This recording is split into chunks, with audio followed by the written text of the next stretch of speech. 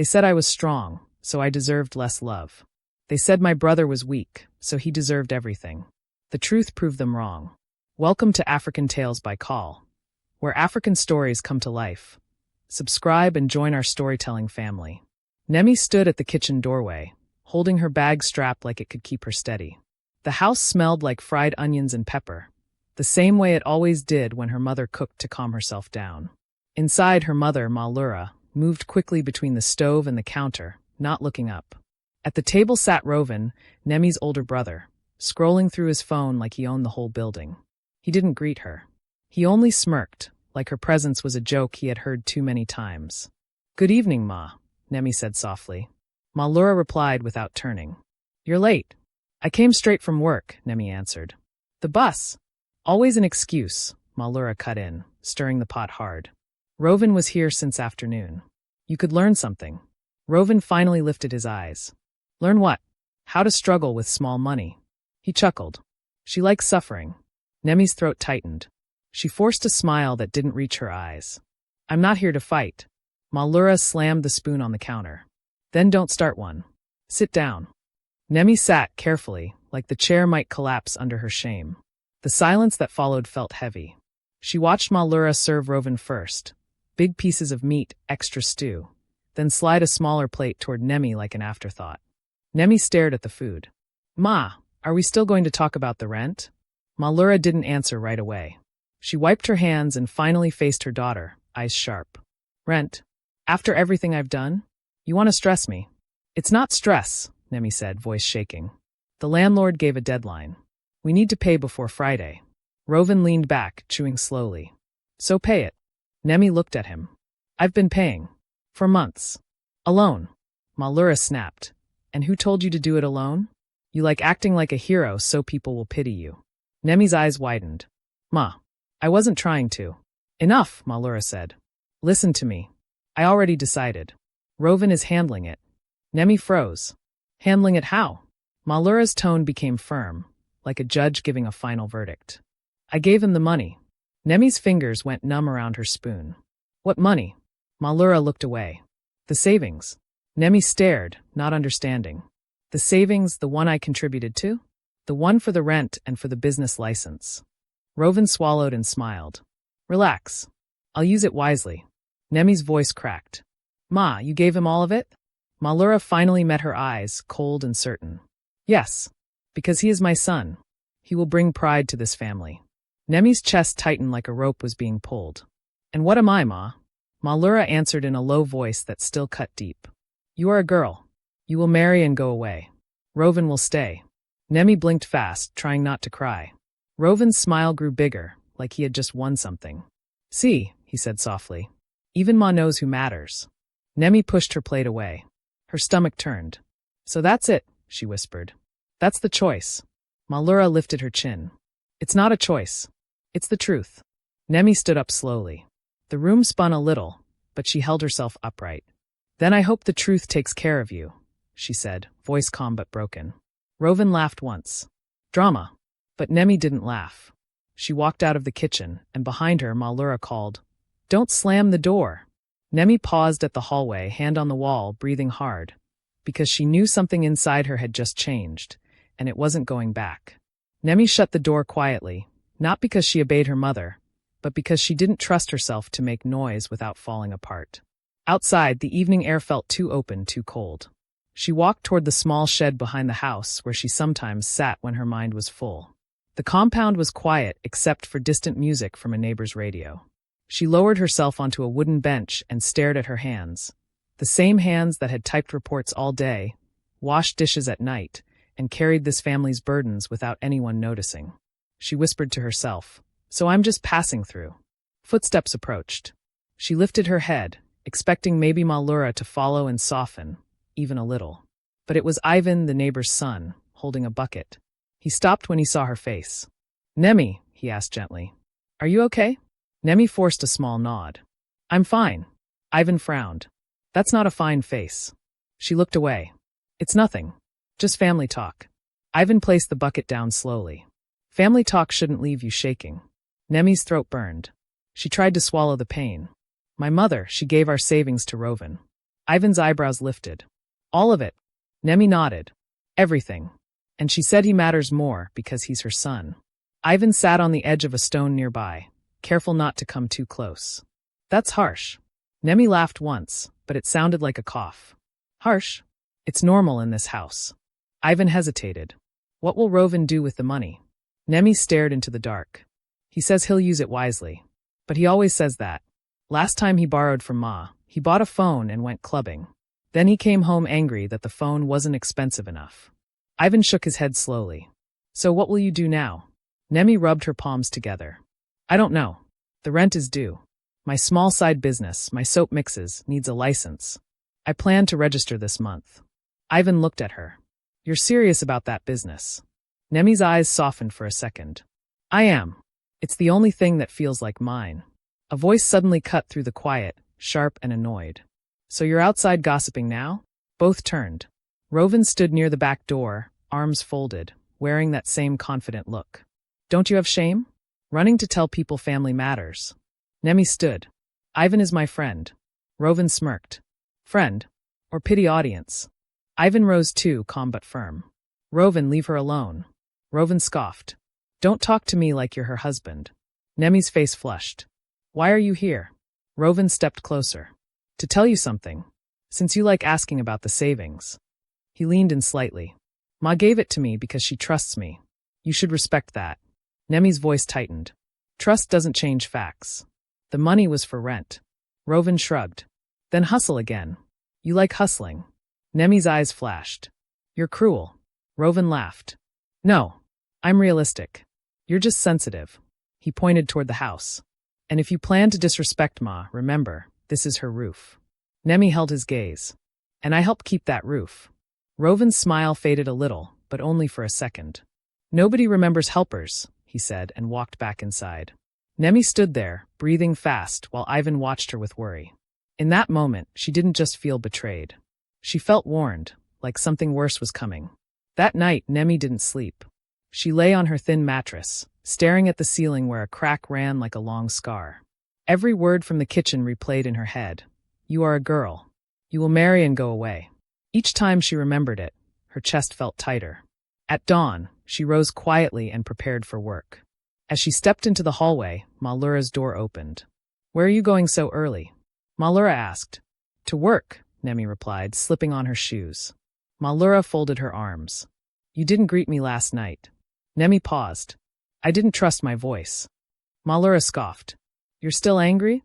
I'm hurt, Nemi corrected. Malura waved her hand. Same thing.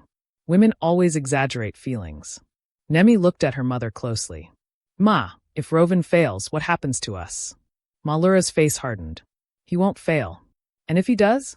Nemi pressed. Malura raised her voice. Why are you wishing bad for your brother? I'm not, Nemi said calmly. I'm being realistic. Malura pointed toward the door. Go, before you spoil my morning. Nemi nodded once and left. Outside, she whispered. You already spoiled mine. At work, Nemi struggled to focus. She worked at a small printing office, typing letters and arranging files. Her boss, Mr. Darrow, noticed her silence. Nemi, he said gently, you've made 3 mistakes today. That's not like you. I'm sorry, sir, she replied. It won't happen again. He studied her face. Is everything okay at home? She hesitated, then nodded. Yes. Mr. Darrow sighed. If you ever need extra hours, let me know. Her heart lifted slightly. Thank you. During lunch, she checked her phone. No messages from Malura. No messages from Rovan. Instead, there was a notification, landlord, reminder. Balance due in 3 days. Her fingers trembled. She dialed Malura. The phone rang. Then clicked. Yes. Malura said. Ma, Nemi began carefully. About the rent. I told you Rovan is handling it. Has he paid anything yet? Silence. Ma. Malura snapped. Stop calling me with this tone. You think I raised a useless son. Nemi swallowed. No. I think I raised myself. The line went dead. That evening, Nemi returned home later than usual. The house was loud, music playing, laughter spilling from the living room. She entered and froze. Rovan sat with 2 friends, bottles on the table. Nemi, one of them laughed. Your brother is rich now. Rovan grinned. Small change. Nemi looked around. Ma, what is this? Malura came out smiling. Rovan is celebrating. Don't spoil the mood. Nemi stared at the bottles. With rent money? Rovan stood. Lower your voice. No, Nemi said firmly. This is my voice. Malura's smile vanished. Enough. You will embarrass us. Rovan stepped closer. Go to your room. Nemi shook her head. I won't. One friend whispered, Bro, let's go. Rovan waved him off. She's just jealous. Nemi laughed bitterly. Jealous of what? Debt. Malura raised her hand, but stopped herself. You're becoming disrespectful. Nemi's eyes burned. Because I'm tired. Then leave, Malura said suddenly. The room went silent. Nemi whispered, What? If you don't like how things are done here, Malura said coldly, you can leave. Rovan smiled. Problem solved. Nemi nodded slowly. All right. She packed that night. Not much, clothes, notebooks, her soap formulas written by hand. Ivan knocked softly when he saw her bag. You're leaving, he asked. For now, she said. Where will you go? I'll manage. He hesitated. You can stay with my aunt. Just for a bit. Nemi looked at him, surprised. Are you sure? He nodded. You shouldn't fight alone. She exhaled. Thank you. As she stepped out, Malura stood by the door. Don't come back crying, she warned. Nemi met her eyes. I wasn't crying when I stayed. Then she walked away. Life outside the house was hard but quiet. At Ivan's aunt's place, Nemi slept on a mat and woke early. She took extra shifts. She mixed soap at night, selling small batches online. One evening, Ivan said, You're glowing. She smiled faintly. I'm tired, but peaceful, he added. Her phone buzzed. A message from Rovan, Ma is sick. Come back. Nemi stared at the screen. Ivan watched her. You don't have to. She whispered. She's still my mother. When Nemi returned, the house felt tense. Malura lay on the couch.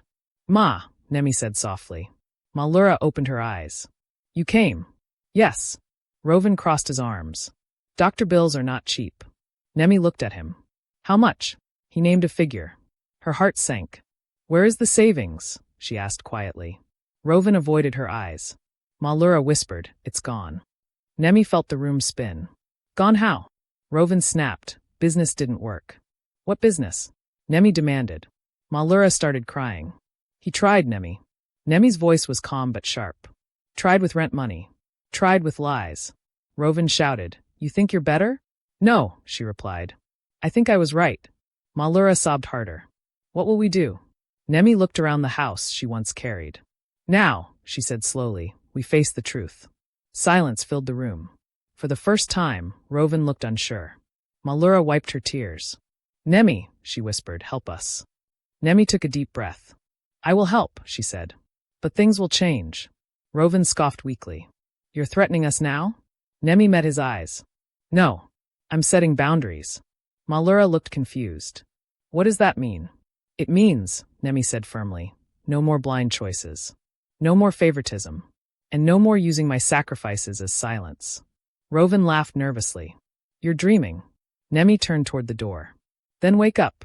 Because this is only the beginning. Nemi did not move back in. That decision alone shocked Malura more than any argument ever had. She came daily to check on her mother, brought medicine, cooked simple meals, but always left before nightfall. One evening, Malura finally asked, Why won't you stay? Nemi replied gently, Because staying means pretending nothing happened. Malura frowned. Families forgive. Yes, Nemi said. But families also remember.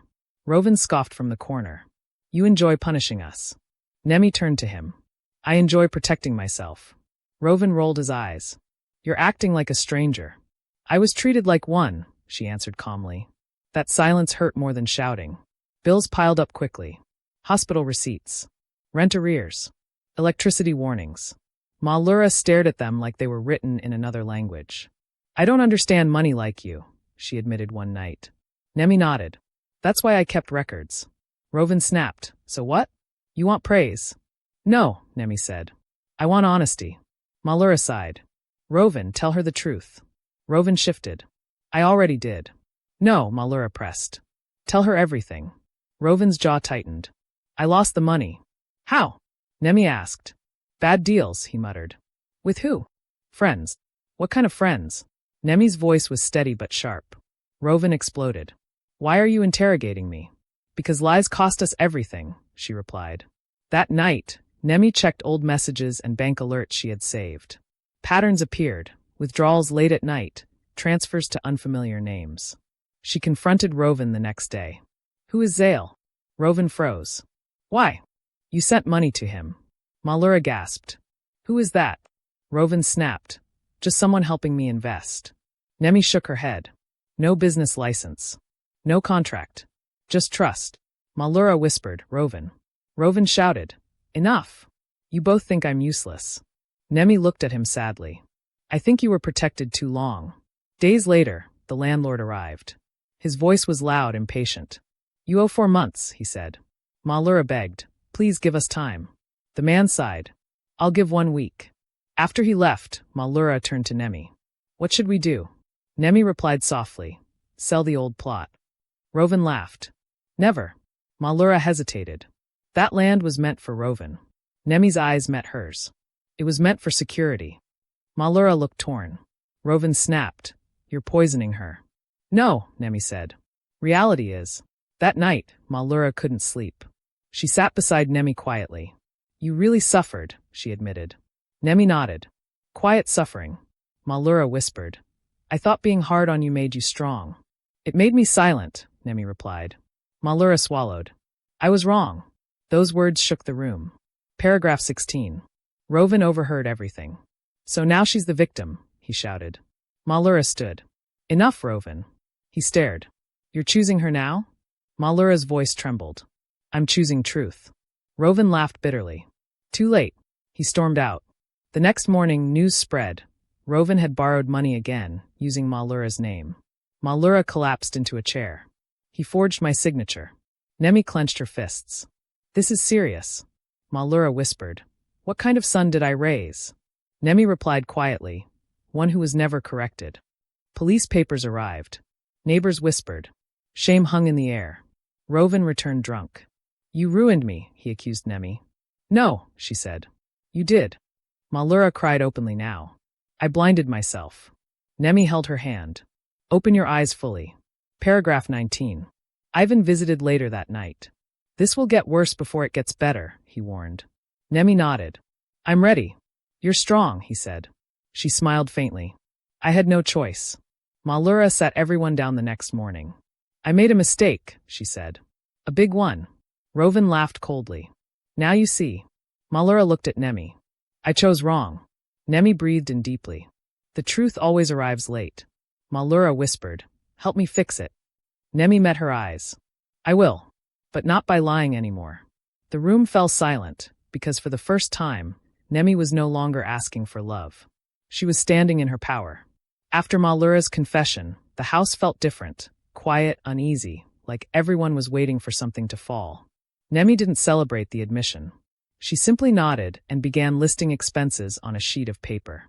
We need to face numbers first, she said. Rovan scoffed from the doorway. You think writing will save us? No, Nemi replied. But lies won't. Malura watched her closely. When did you become like this? Nemi answered without looking up. When nobody listened. Nemi discovered more problems as days passed. Loans she didn't know about. A missing document for the old plot. Receipts that didn't match stories. She confronted Malura gently. Did you sign anything for Rovan recently? Malura hesitated. He said it was for a partnership. Nemi closed her eyes briefly. Ma, that paper transferred authority. Malura gasped. What? Rovan snapped. Stop frightening her. I'm telling her the truth, Nemi said. Arguments became daily. Rovan accused Nemi of poisoning their mother's mind. You planned this, he shouted. You wanted to replace me. Nemi shook her head. I wanted fairness. Malura cried. Why can't we be a family again? Nemi replied softly. We were never equal. That sentence lingered in the room. One afternoon, a stranger arrived asking for Rovan. He owes us, the man said flatly. Malura trembled. Owes who? Rovan tried to push the man away. Go. Nemi stepped forward. How much? The man named the amount. It was more than the savings had ever been. Malura sat down heavily. My God. That night, Rovan tried to leave quietly. Nemi heard the door and followed him. Running, she asked. He stopped. I need air. You need responsibility, she said. Rovan turned. You enjoy this, don't you? Being right. Nemi's voice cracked slightly. I would trade being right for peace. Malura finally broke down. I failed both of you, she cried. I carried one child and neglected the other. Nemi held her. We can't change the past. Malura whispered, but the truth hurts. Yes, Nemi replied. But it also heals. Rovan watched from the corner, silent. Days later, Malura handed Nemi a small envelope. What's this? Nemi asked. My will, Malura said quietly. Rovan exploded. Already. Malura stood firm. I won't leave confusion behind. Nemi froze. Ma. Malura shook her head. Just listen. Malura spoke slowly. I gave too much power without guidance. That ends now. Rovan laughed bitterly. So she's in charge? No, Malura said. Truth is.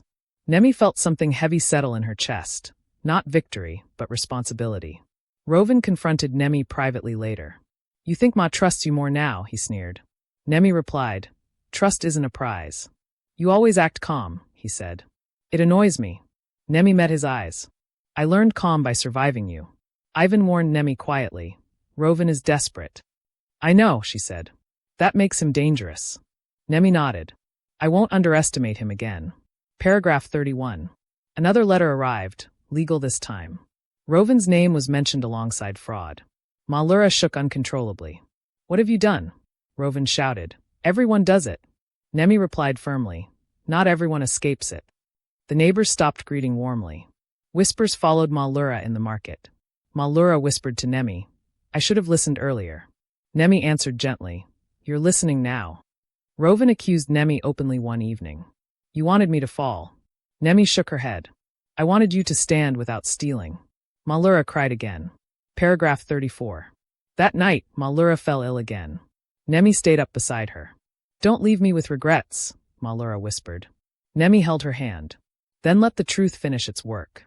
As dawn broke, Malura looked at Nemi with clarity she had never shown before. You were always strong, she said. I was afraid of that. Nemi swallowed hard. Why afraid? Malura replied. Because strength in daughters exposes weakness in mothers. The sun rose slowly, and Nemi knew. The truth was no longer hiding.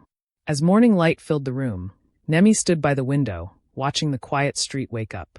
For the first time in many years, her chest felt light, not because everything was fixed, but because nothing was hidden anymore.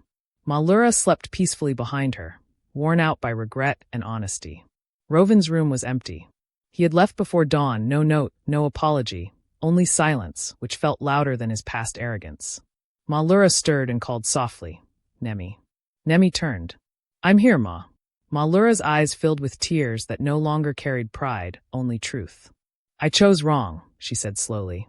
Not once. Many times. Nemi walked closer. I know.